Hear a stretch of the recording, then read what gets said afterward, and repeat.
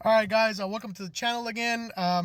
So on this one, I think I'm gonna get a lot of I'm gonna get a lot of feedback on this one, or I'm gonna get some comments, or not comments, but like DMs. I get a lot of DMs sometimes on some of these sales. So on this one, I think Apple. I mean, it's not done, but honestly, I mean, it's a great stock, I guess, to hold for the long run if you want growth. I'm not saying it's a bad stock or a bad company. I think it's here to stay for the long run. It's just that, again, for the fire lifestyle we're trying to achieve on this channel, remember that's financially independent, retire early. It doesn't serve a purpose anymore.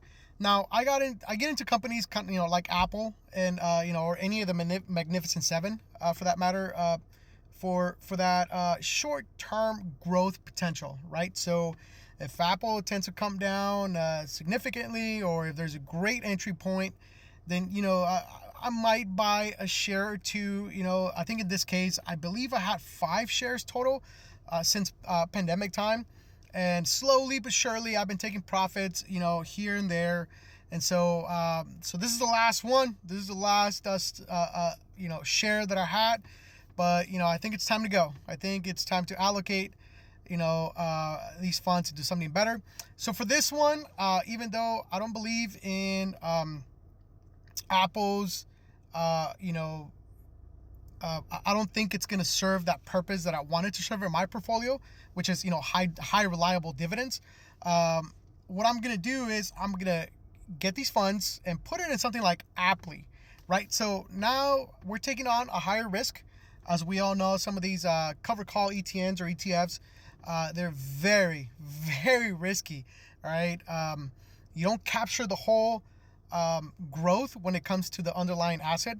So for example, Apply, right, follows Apple, right? So when Apple goes up, Apply will go up, but it will only go up maybe 15-20%.